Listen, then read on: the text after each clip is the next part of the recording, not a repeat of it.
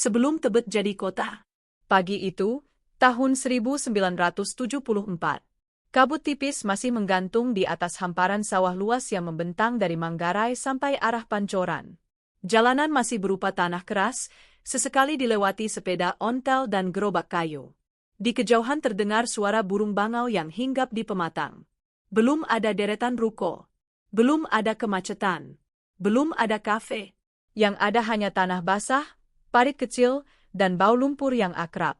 Di tengah hamparan itu berdiri seorang pria berusia 32 tahun, mengenakan kemeja putih digulung sampai siku.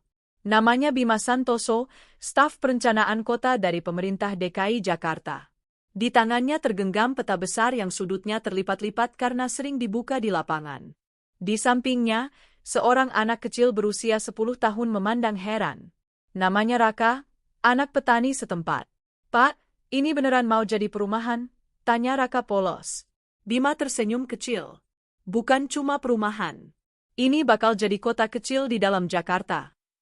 Raka menatap sekeliling, sawah, pohon kelapa, rumah kayu panggung. Sulit membayangkan tempat ini berubah. Tapi Jakarta sedang tumbuh cepat. Terlalu cepat. Awal 1970-an, pemerintah DKI menghadapi masalah besar, ledakan penduduk. Orang dari berbagai daerah datang ke ibu kota. Kampung-kampung padat muncul tanpa perencanaan. Banjir makin sering. Jalan makin sesak. Pemerintah tak bisa lagi membiarkan kota tumbuh liar. Dan Tebet, yang saat itu masih berupa lahan pertanian luas, dipilih sebagai kawasan percontohan. Bukan sekadar tempat orang tinggal, tapi kawasan yang dirancang. Ada jalan lebar, saluran air, ruang terbuka, sekolah, pasar, sampai stasiun. Bima membuka peta di atas kap mobil dinas tua. Di sini jalan utama, katanya menunjuk garis tebal. Di sini taman lingkungan. Di sini sekolah dasar. Raka mendekat. "Sawah bapak saya di mana, Pak?" Bima terdiam sesaat. Ia tahu, setiap garis di peta berarti perubahan hidup seseorang. "Di sini nanti jadi jalan," ucapnya pelan. Angin pagi berembus. Padi menguning bergoyang seperti laut kecil. Raka menatapnya lama. Hari itu, truk pertama datang membawa patok kayu. Seorang mandor menancapkannya ke tanah berlumpur. Bunyi duk, duk, duk, terdengar seperti detak waktu yang memulai babak baru. Warga berdiri menonton. Ada yang berharap, ada yang cemas. Seorang ibu berbisik, "Kata lurah, nanti anak-anak kita nggak perlu ke kota jauh buat sekolah." Seorang bapak lain menghela napas, "Tapi tanah warisan kakek kita habis." Bima mencatat di buku kecilnya. Angka, luas lahan, jumlah kepala keluarga. Tapi di matanya, ini bukan sekadar proyek.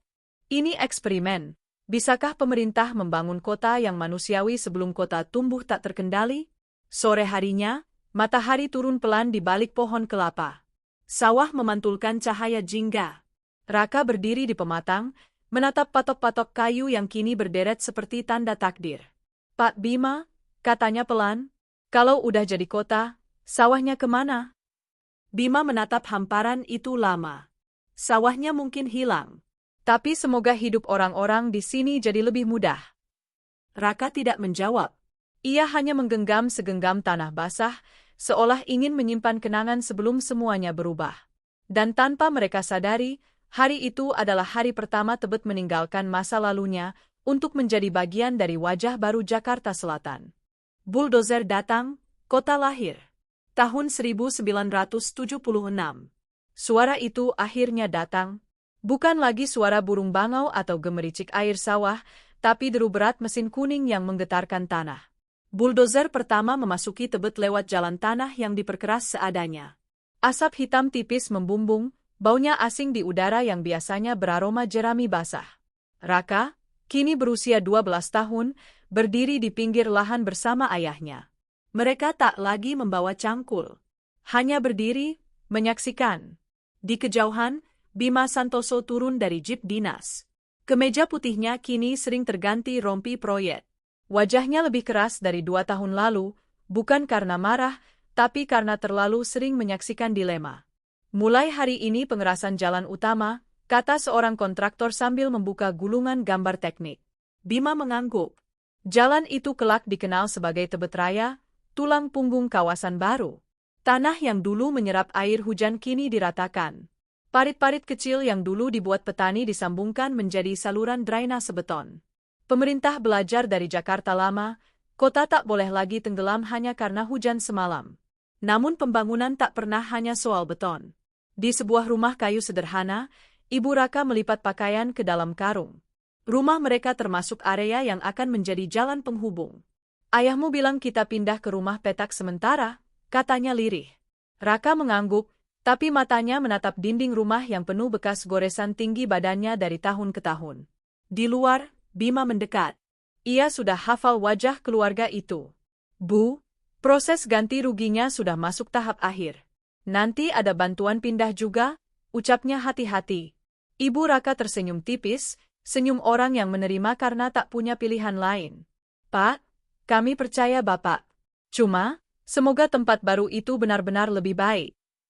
Kalimat itu menempel di kepala Bima sepanjang hari.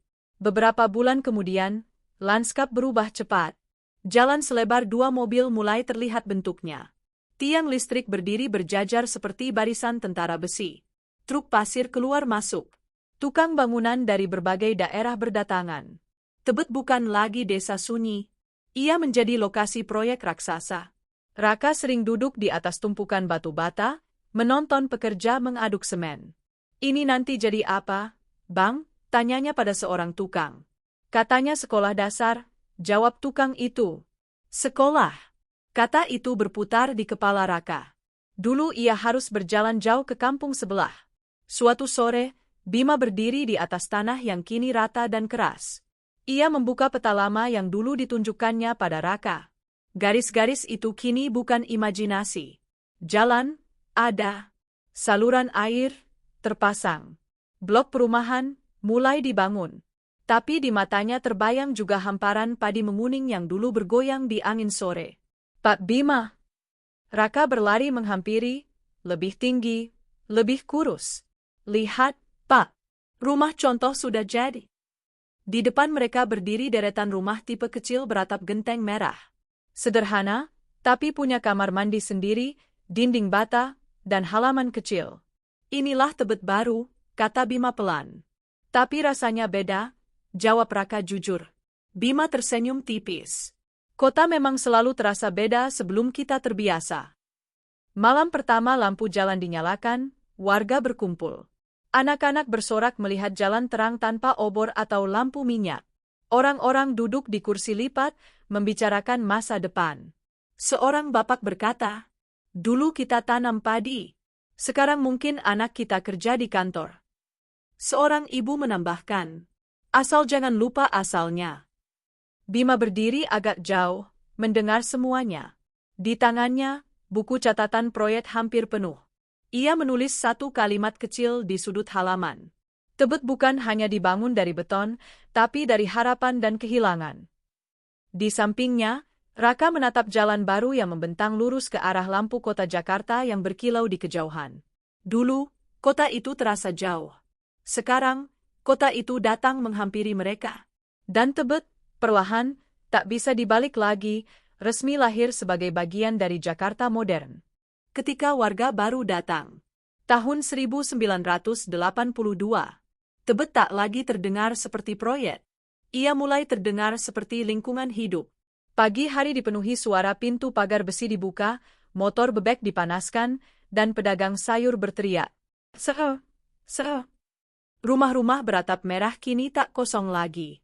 Penghuni baru berdatangan, pegawai negeri, guru, karyawan BUMN, keluarga muda yang ingin tinggal di kawasan, rapi dan terencana.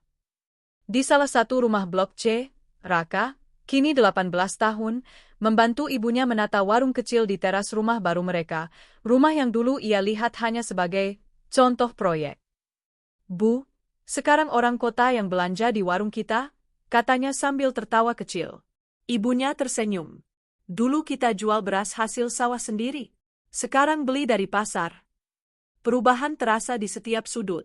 Di sisi lain Tebet, Bima Santoso kini bukan lagi staf lapangan. Ia sudah menjadi bagian dari tim perencanaan wilayah Jakarta Selatan. Rambutnya mulai dihiasi uban tipis. Ia kembali ke Tebet bukan untuk membangun dari nol, tapi untuk mengevaluasi. Mobilnya berhenti di dekat taman lingkungan, salah satu titik yang dulu hanya berupa garis hijau di peta. Kini taman itu nyata. Anak-anak bermain ayunan. Remaja duduk di bangku semen. Seorang bapak membaca koran pagi. Bima duduk di bangku taman. Tangannya menyentuh permukaan semen dingin. Jadi begini rasanya melihat rencana jadi kehidupan, gumamnya. Tebet mulai punya identitas. Ada pasar kecil, ada sekolah negeri, ada musola yang tiap maghrib penuh suara anak mengaji. Jalan Tebet Raya yang dulu tanah keras kini diaspal halus. Angkot mulai melintas. Namun pertumbuhan selalu membawa sesuatu yang tak tertulis di rencana. Warung bertambah. Bengkel muncul di gang. Rumah mulai direnovasi, ditambah lantai 2. Kota mulai melakukan apa yang selalu dilakukannya, tumbuh di luar gambar perencana. Suatu sore, Raka yang kini bekerja sebagai tukang listrik, memperbaiki instalasi lampu di rumah warga baru. Pemilik rumah itu seorang pegawai bank. "Mas, dulu di sini apa?" tanya si bapak. Raka berhenti sejenak. "Dulu? Sawah, Pak. Saya dulu lari-lari di sini ngejar capung." Si bapak tertawa kecil, sulit membayangkan. Bagi pendatang baru, Tebet adalah kawasan modern. Bagi Raka, Tebet adalah kenangan yang berubah bentuk. Malam hari, listrik menyala terang di hampir semua rumah. Televisi mulai jadi barang umum. Orang-orang tak lagi berkumpul di sawah, mereka berkumpul di ruang tamu, menonton berita Jakarta yang makin padat, makin sibuk. Ironisnya, Tebet yang dibangun untuk mengurai kepadatan kota, perlahan ikut padat. Bima berdiri di pinggir jalan, melihat lalu lintas yang mulai ramai. Ia membuka buku catatan lamanya yang masih ia simpan sejak 1974. Di halaman awal tertulis, "Kawasan hunian manusiawi dengan ruang tumbuh." Ia menatap deretan rumah yang kini berdempetan, kios menjorok ke jalan, kabel listrik saling bersilang. "Ruang tumbuh, ternyata artinya juga ruang berubah," katanya pelan. Suatu malam, Raka duduk di trotoar baru bersama teman-temannya. "Ra, enak ya sekarang. Jalan terang, sekolah dekat," kata temannya. Raka mengangguk. Tapi kadang kangen suara katak malam. Mereka tertawa. Di kejauhan, lampu Jakarta berkilau seperti lautan bintang buatan manusia. Tebet kini bukan lagi pinggiran. Ia telah menjadi bagian dari denyut ibu kota. Proyek pemerintah yang dulu sunyi, kini berubah menjadi komunitas hidup, penuh cerita, harapan, dan awal dari tantangan baru yang belum mereka sadari. Karena kota, sekali lahir, tak pernah benar-benar berhenti tumbuh. Ketika Tebet terlalu ramai. Tahun 1995. Suara pagi di Tebet sudah berubah lagi.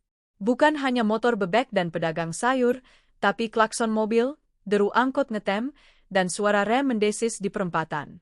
Jalan Tebet Raya yang dulu terasa lebar kini mulai sempit oleh barisan kendaraan. Tebet telah berhasil.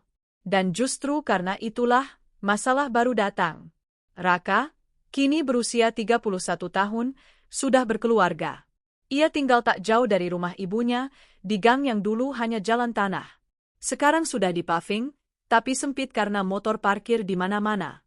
Anaknya, Dita, duduk di jok motor depan. "Pak, dulu kata nenek di sini sawah ya?" tanya Dita. Raka tersenyum. "Iya, tempat kamu berdiri itu dulu becek kalau hujan." Dita tak bisa membayangkan. Baginya Tebet adalah kota kecil yang padat, ramai, hidup. Di sisi lain kawasan, Bima Santoso kini menjabat di Dinas Tata Kota. Rambutnya memutih, langkahnya lebih lambat. Tapi satu kebiasaan tak berubah. Ia masih suka turun melihat langsung. Mobilnya berhenti di tepi jalan yang kini dipenuhi deretan ruko 2 lantai. Banyak rumah lama berubah fungsi jadi usaha. Warung makan, fotokopi, bengkel, klinik kecil. Rencana awal Tebet sebagai kawasan hunian perlahan bercampur dengan fungsi komersial. "Pak, parkirnya susah sekarang," keluh seorang warga saat mengenali Bima dari pertemuan warga. "Dulu jalan ini buat 2 mobil lewat. Sekarang 1 mobil saja susah." Bima mengangguk pelan. Ia tahu. Ia melihatnya sendiri. Kota yang dirancang rapi, mulai meluber dari wadahnya. Musim hujan tahun itu datang deras. Saluran drainase beton yang dulu dibangun dengan bangga mulai tak sanggup menampung air. Banyak lahan terbuka yang dulu jadi tempat resapan kini tertutup bangunan tambahan. Raka berdiri di depan rumahnya, melihat air menggenang di ujung gang. Ia teringat Bima menunjuk garis biru di peta lama, saluran air utama. Kini garis itu ada, tapi beban kota sudah jauh lebih besar dari perhitungan awal.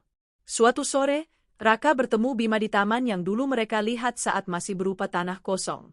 Kini taman itu lebih kecil, sebagian lahannya dipakai pelebaran jalan. "Pak Bima?" Raka menyapa ragu. Bima menoleh, lalu tersenyum lebar. "Raka? Anak sawah itu." Mereka tertawa, duduk berdampingan di bangku semen yang catnya mulai terkelupas. "Pak, Tebet jadi begini ya," kata Raka sambil menatap lalu lintas. Bima menghela napas panjang. "Kami dulu merancang Tebet untuk ribuan orang. Sekarang yang tinggal di sini, mungkin puluhan ribu. Berarti proyeknya gagal, Pak?" Bima menggeleng pelan. "Tidak. Tebet berhasil. Terlalu berhasil. Orang ingin tinggal di tempat yang nyaman. Tapi kota selalu tumbuh lebih cepat dari rencana." Angin sore berembus, membawa suara klakson dan aroma gorengan dari kaki lima. Malam itu, listrik padam sebentar karena beban tinggi. Anak-anak keluar rumah, duduk di teras, bercerita. Untuk sesaat, Tebet terasa seperti dulu lagi. Orang saling menyapa, bukan hanya lewat cepat. Raka menatap langit gelap tanpa lampu kota. "Pak, menurut Bapak, Tebet masih bisa jadi tempat nyaman?" Bima menatap deretan rumah yang kini rapat. "Bisa.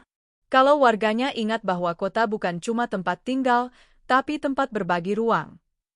Raka mengangguk, walau tak sepenuhnya mengerti. Di kejauhan, lampu kembali menyala satu persatu. Tebet bersinar lagi, padat, bising, hidup. Proyek pemerintah yang dulu dimulai dengan patok kayu di sawah, kini menghadapi kenyataan kota besar. Ruang selalu kurang, manusia selalu bertambah, dan kenangan selalu tertinggal di bawah aspal. Namun kisah Tebet belum selesai. Karena generasi berikutnya, anak-anak yang tak pernah melihat sawah, akan memberi arti baru pada kawasan yang dulu hanya eksperimen di atas kertas. Tebet, kota yang tak pernah selesai dibangun. Tahun 2023. Tebet tidak lagi dikenal sebagai kawasan percontohan pemerintah. Ia dikenal karena hal lain, taman viral, kafe estetik, komunitas lari pagi, dan jalan yang tak pernah benar-benar sepi. Namun di balik wajah modern itu, jejak lama masih bersembunyi. Pagi hari di Tebet Eco Park. Orang-orang jogging, anak muda berfoto, keluarga piknik di rumput. Jembatan ikonik berdiri melengkung di atas taman hijau yang dulu bagian dari sistem ruang terbuka kawasan. Dita, anak Raka yang kini mahasiswa, berjalan sambil memegang ponsel. "Yah, Tebet keren ya sekarang. Teman-teman kampus sering kesini," katanya. Raka, kini berusia hampir 60, tersenyum melihat keramaian. "Dulu di sini bukan taman begini," katanya pelan. "Dulu apa?" Raka menatap tanah di bawah sepatunya. Dulu tanah yang belum tahu mau jadi apa. Di bangku taman, seorang pria tua duduk sendirian. Rambutnya putih seluruhnya, tapi matanya masih tajam mengamati sekitar. Itu Bima Santoso. Ia memandangi orang-orang muda yang tertawa, anak-anak bermain, pasangan berfoto. Di tangannya ada buku catatan lama, kini lusuh, sudutnya robek. Dita tak sengaja duduk di bangku yang sama. "Maaf, Tit," katanya sopan. Bima tersenyum. "Kamu tahu tempat ini dulunya apa?" Dita menggeleng. "Dulu kami gambar ini sebagai ruang terbuka hijau cadangan. Banyak yang ingin bangun ruko di sini, tapi kami pertahankan." Dita menatap taman luas itu dengan pandangan baru. "Jadi ini sudah direncanakan dari dulu." "Sebagian kota yang baik," kata Bima, dibangun oleh orang yang memikirkan masa depan yang tak akan mereka lihat. Raka mendekat, mengenali suara itu. "Pak Bima." Mereka tertawa seperti dua orang yang bertemu setelah hidup panjang. Dita memandangi mereka berdua, satu orang yang lahir dari tanah Tebet lama, satu orang yang membantu membentuk Tebet baru. "Jadi Tebet ini proyek pemerintah ya?" Tanya Dita. Bima mengangguk. Proyek, tapi bukan cuma proyek fisik. Ini percobaan, bisakah kota dirancang supaya manusia hidup lebih baik? Berhasil enggak, Pak? Tanya Dita polos. Bima menatap sekeliling. Anak muda bebas berkumpul, taman hijau di tengah kota padat, jalan yang masih berfungsi walau penuh, rumah-rumah yang kini dihuni generasi kedua dan ketiga. Belum sempurna, katanya. Tapi kota memang tak pernah selesai dibangun. Sore turun pelan. Lampu taman menyala, memantul di dedaunan. Di kejauhan, suara kendaraan tetap mengalir tanpa henti. Tebet hidup, bukan lagi sawah sunyi, bukan lagi proyek sunyi, tapi bagian tak terpisahkan dari Jakarta Selatan.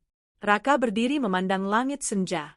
Ia teringat hari ketika ia menggenggam segenggam tanah sawah dan bertanya ke Bima, kalau sudah jadi kota, sawahnya kemana? Kini ia tahu jawabannya. Sawah itu tak hilang begitu saja. Ia berubah menjadi jalan yang dilalui ribuan orang setiap hari. Menjadi sekolah tempat anak-anak belajar. Menjadi rumah tempat keluarga tumbuh. Menjadi taman tempat orang beristirahat dari kerasnya kota. Bima menutup buku catatannya untuk terakhir kali. Di halaman pertama masih tertulis, membangun kawasan manusiawi. Ia tersenyum kecil. Mungkin Tebet tidak sempurna. Mungkin terlalu padat, terlalu sibuk. Tapi ia hidup. Dan di sanalah keberhasilan sesungguhnya. Karena kota bukan monumen. Kota adalah cerita yang terus ditulis oleh orang-orang yang tinggal di dalamnya. Dan Tebet adalah salah satu bab paling sunyi yang ternyata mengubah wajah Jakarta Selatan selamanya. Tebet mengajarkan satu hal penting tentang kota. Perubahan selalu datang pelan, tapi dampaknya bertahan lama. Dari sawah sunyi yang hanya dilewati angin dan burung, Tebet tumbuh lewat garis-garis peta, keputusan pemerintah, dan pengorbanan warganya. Ia menjadi bukti bahwa kota tidak lahir begitu saja. Ia dirancang, diperjuangkan, dan dihidupi dari generasi ke generasi. Hari ini orang mengenal Tebet sebagai kawasan modern, tempat berkumpul, berlari, bekerja, dan bermimpi. Namun di bawah aspalnya, tersimpan jejak tanah basah, kenangan petani, dan harapan para perencana kota yang ingin Jakarta tumbuh lebih manusiawi. Karena pada akhirnya, kota bukan hanya bangunan. Kota adalah cerita tentang manusia yang tak pernah berhenti beradaptasi. Dan Tebet adalah salah satu cerita terpenting dalam perubahan wajah Jakarta Selatan.